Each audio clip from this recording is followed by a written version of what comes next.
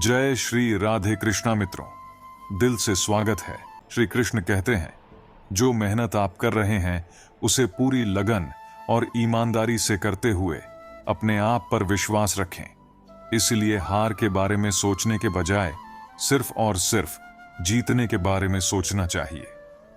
जिंदगी में आने वाली समस्याओं से हार कर पीछे हटना बहुत आसान है, पर शायद आप नहीं जानते कि जिन समस्याओं से आप हार मानकर पीछे हट रहे हैं वे समस्याएं नहीं बल्कि ऊपर वाले की परीक्षा है।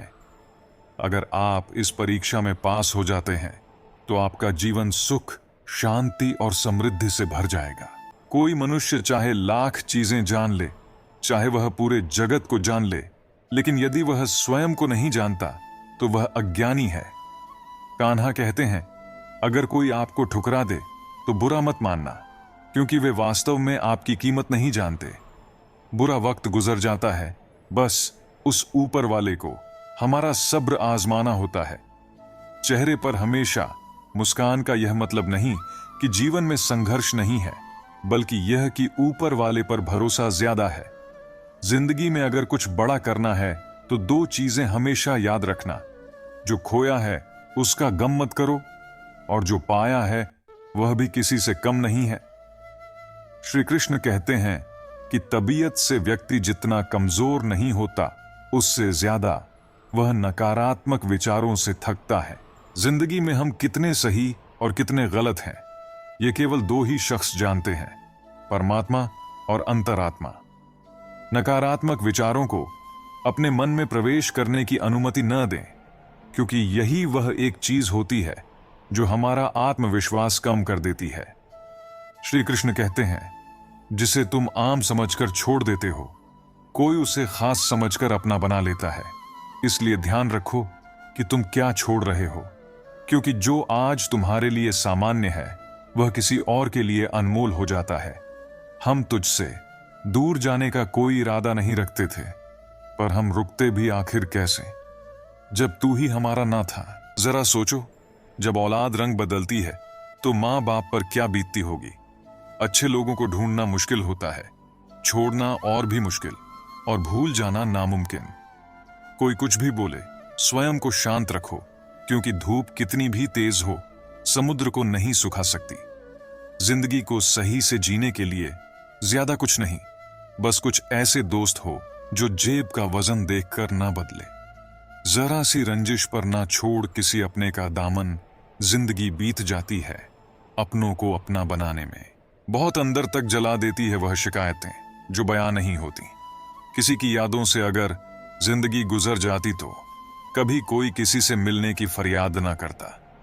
ज्यादा बोझ लेकर चलने वाले अक्सर टूट जाते हैं, फिर चाहे अभिमान का हो या सामान का।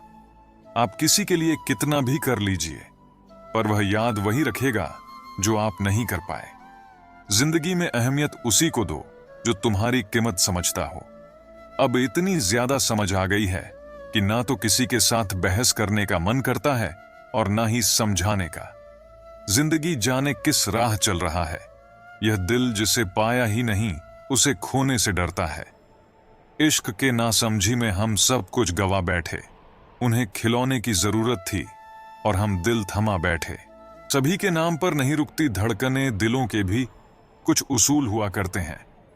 जब इंसान अकेला जीना सीख ले तो किसी के होने या ना होने से कोई फर्क नहीं पड़ता।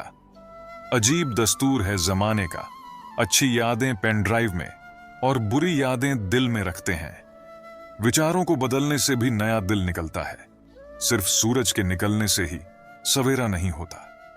हम तो खुशियां उधार देने का कारोबार करते हैं साहब, कोई वक्त पर लौटा आता नहीं है, इसलिए घाटे में है। जिंदगी ने मेरे मर्ज का एक बढ़िया इलाज बताया, वक्त को दवा कहा और मतलब हों को परहेज बताया। किसी भी रिश्ते में अंत तक जाने से दो संभावनाएं होती हैं, या तो आपको अच्छा इंसान मिल जाएगा या अच्छा सबक। चेहरे तो अक्सर झूठ भी बोला करते हैं। रिश्तों की अहमियत वक्त पर पता चलती है। रिश्ते और वादे इतने भी ना बनाओ कि कंधों पर बोझ लगने लगे।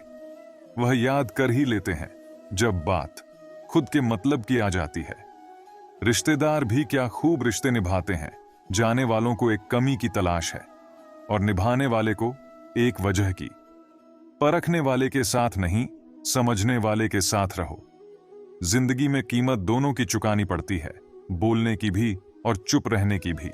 हम क्या करते हैं यह जरूरी नहीं, पर जो भी काम करते हैं वह सच्चे मन और दिल से करना चाहिए। दिल में अगर संतोष है तो जहां भी जाओगे खुश रहोगे, लेकिन अगर दिल में संतोष नहीं तो कभी भी खुश नहीं रह सकते। दूसरों की बुराई ढूंढने से कोई लाभ नहीं, क्योंकि अगर आप दूसरों की बुराइयां ढूंढोगे तो उनकी अच्छाइयां आपको कभी दिखेगी ही नहीं। श्री कृष्ण कहते हैं, अपमान का बदला लड़ाई करके नहीं, सामने वाले से अधिक सफल होकर लिया जाता है। मुझे बुरा बनाने में हाथ है कुछ अच्छे लोगों का। वक्त हालात को बदलता है और हालात इंसान को।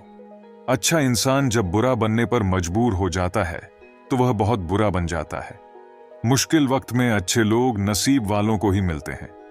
मूर्ख व्यक्ति दूसरों को बर्बाद करने की चाहत में इतना अंधा हो जाता है कि उसको खुद के बर्बाद होने का पता नहीं चलता। वक्त बदलता है जिंदगी के साथ, जिंदगी बदलती है वक्त के साथ। वक्त नहीं बदलता अपनों के साथ, बस अपने बदलते हैं वक्त के साथ। वक्त बदल देता है जिंदगी के सभी रंग, कोई चाहकर अपने लिए उदासी नहीं चुनता। वक्त के झांसे में कभी मत आना, ये मुझसे भी यही कहता था, मैं तेरा हूं। वक्त एक ऐसा गुरु है जो इंसान को जिंदगी की सही कीमत बताता है। वह बात कर रहे हैं कदर की, जो खुद किसी की कदर नहीं करते। रिश्तों की भी एक अपनी उम्र होती है, कुछ मरने तक चलते हैं, कुछ जीते जी मर जाते हैं। अगर सफर को पूरा नहीं कर सकते हो तो हमें उस सफर को शुरू नहीं करना चाहिए। ऐ जिंदगी, चल एक नई शुरुआत करते हैं। जो उम्मीद औरों से की थी वह अब खुद से करते हैं। कुछ देने के लिए हैसियत नहीं, नियत होनी चाहिए। झुकना जरूर, लेकिन सिर्फ उनके सामने जिनके दिल में आपको झुकता देखने की जिद ना हो। औकात से ज्यादा अगर बिना मेहनत के मिल जाए तो आंख अंधी और आत्मा बाहरी हो जाती है। कोई व्यक्ति आपको छोटा नजर आ रहा है तो या तो आप उसे बहुत दूर से देख रहे हैं या फिर गुरूर से। आप कब सही थे यह कोई याद नहीं रखता, आप कब गलत थे यह सबको याद रहता है। सच्चे किस्से शराब खानों में सुनाए जाते हैं जहां हाथों में जाम होते हैं। झूठे किस्से अदालत में सुनाए जाते हैं जहां हाथों में गीता और कुरान होते हैं। अकेले चलना सीख लो, जरूरी नहीं कि जो आज तुम्हारे साथ है वह कल भी तुम्हारे साथ रहे। इस दुनिया में कर्म को मानने वाले लोग कहते हैं भाग्य कुछ नहीं होता, और भाग्यवादी लोग कहते हैं किस्मत में जो कुछ लिखा होगा वही होकर रहेगा। यानी इंसान कर्म और भाग्य इन दो बिंदुओं की दूरी पर घूमता रहता है। भाग्य और कर्म को अच्छे से समझने के लिए पुराणों में एक कहानी का उल्लेख मिलता है। एक बार देवर्षि नारद जी बैकुंठ धाम गए। वहां उन्होंने भगवान विष्णु का नमन किया। नारद जी ने श्री हरि से कहा, प्रभु, पृथ्वी पर अब आपका प्रभाव कम हो रहा है। धर्म पर चलने वालों को कोई अच्छा फल नहीं मिल रहा, जो पाप कर रहे हैं उनका भला हो रहा है।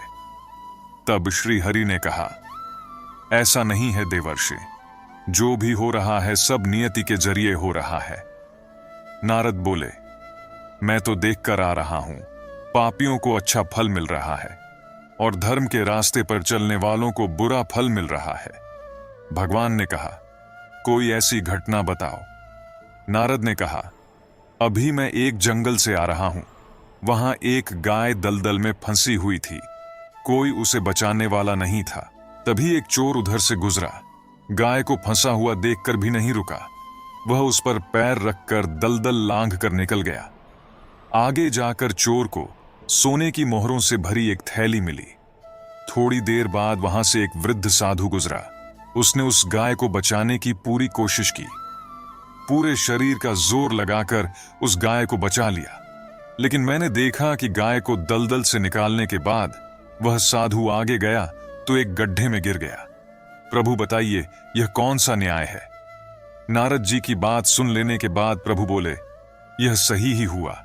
जो चोर गाय पर पैर रखकर भाग गया था, उसकी किस्मत में तो एक खजाना था, लेकिन उसके इस पाप के कारण उसे केवल कुछ मोहर ही मिली। वहीं उस साधु को गड्ढे में इसलिए गिरना पड़ा क्योंकि उसके भाग्य में मृत्यु लिखी थी, लेकिन गाय को बचाने के कारण उसके पुण्य बढ़ गए और उसकी मृत्यु एक छोटी सी चोट में बदल गई। इंसान के कर्म से उसका भाग्य तय होता है। इंसान को कर्म करते रहना चाहिए, क्योंकि कर्म से भाग्य बदला जा सकता है। गलती करने से मत डरिए। अगर सफलता पाना चाहते हैं तो गलतियों को सफलता का हिस्सा समझें। ऊपर उठना है तो गिरने का भय मिटाना होगा। आदतों को सफल बनाओ, आप खुद ब खुद सफल हो जाओगे।